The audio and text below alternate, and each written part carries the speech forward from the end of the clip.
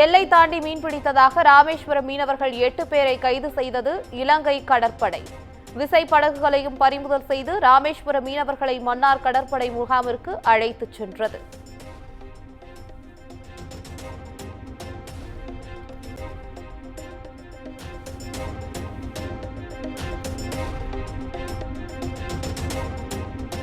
உலக முதலீடுகளை ஈர்க்க முதலமைச்சர் மு.க. ஸ்டாலின் இன்று அமெரிக்கா பயணம். மொத்தம் 17 நாட்கள் தங்கும் முதலமைச்சர் பல்வேறு தொழில் நிறுவனங்களின் நிகழ்ச்சிகளில் பங்கேற்கிறார்.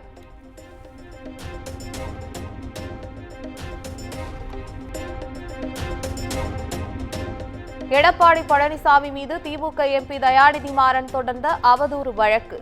சென்னை சிறப்பு நீதிமன்றத்தில் இன்று நேரில் ஆஜராகிறார் அதிமுக பொதுச் செயலாளர் எடப்பாடி பழனிசாமி.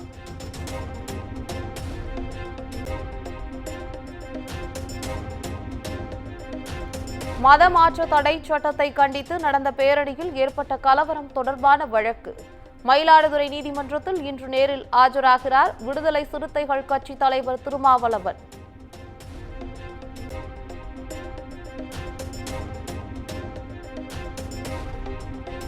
அமெரிக்க அதிபர் ஜோ பைடனுடன் பிரதமர் மோடி தொலைபேசியில் பேச்சு. யுக்ரைன் போர், வங்கதேச நிலவரம் குறித்து இரு தலைவர்களும் ஆலோசனை.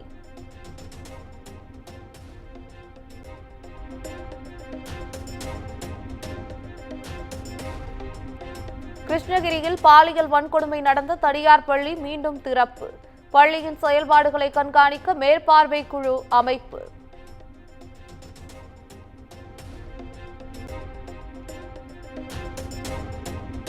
கடலூர் மாநகராட்சியில் குப்பை சேகரிக்க ஒப்பந்ததாரர்களுக்கு வழங்கப்பட்ட 60 வாகனங்கள் மாயம். ஆய்வில் கண்டறியப்பட்ட நிலையில் நாளைக்குள் மாயமான வாகனங்களை ஒப்படைக்க மேயர் சுந்தரி ராஜா உத்தரவு.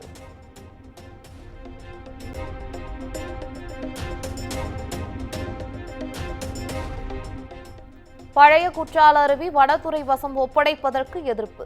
போராட்டம் நடத்த அனைத்து கட்சி ஆலோசனை கூட்டத்தில் முடிவு.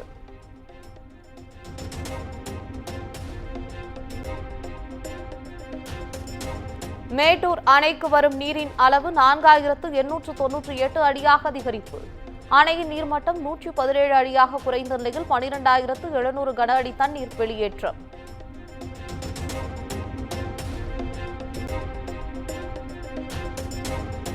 சென்னை சென்ட்ரல் ரயில் நிலையத்தில் 10 கிலோ கஞ்சா பறிமுதல். ஒடிசாவில் இருந்து கடத்தி வந்த கேரள இளைஞரை கைது செய்து போலீசார் விசாரணை.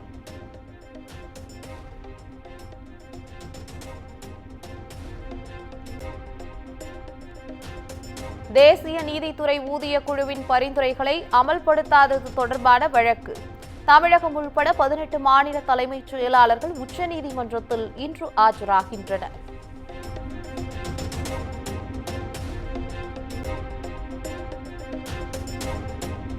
குஜராத், ராஜஸ்தான் மாநிலங்களில் கனமழை பெய்து வருவதால் கடும் வெள்ளப்பெருக்கு.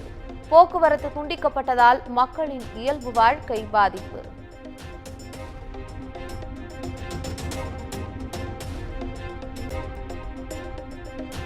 பிரதமர் நரேந்திர மோடி திறந்து வைத்த 35 அடி உயர சத்ரபதி சிவாஜி சிலை முற்றிலும் சேதம். சிலை திறப்புக்கு பிரதமர் மோடியை அழைப்பதில் மட்டுமே மாநில அரசு கவனம் செலுத்தியதாக தேசியவாத காங்கிரஸ் குற்றச்சாட்டு.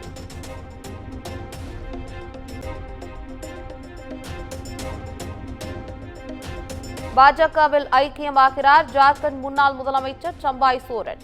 புதிய கட்சி தொடங்கும் முடிவை கைவிட்டு வரும் 30ஆம் தேதி பாஜகவில் இணைய உள்ளதாக தகவல்.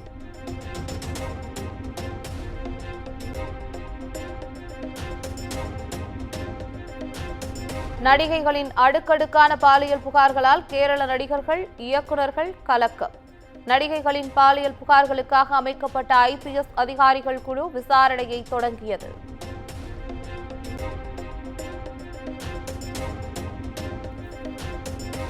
கிழக்கு சூடானில் வெள்ளப்பெருக்கு காரணமாக அர்பாத் அணை உடைந்தது. வெள்ளத்தில் அடித்துச் செல்லப்பட்ட 30 பேர் உயிரிழந்த நிலையில் 50,000 பேர் வீடுகளை இழந்ததாக தகவல்.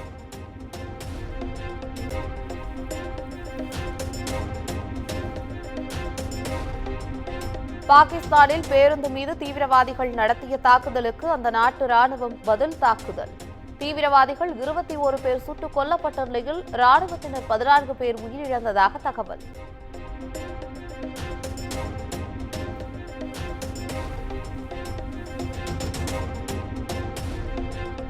பிரான்சில் களை கட்டும் பாரா ஒலிம்பிக் போட்டிகள் நாளை தொடங்க உள்ள நிலையில் பாரிஸ் வந்தடைந்தது ஒலிம்பிக் ஜோதி.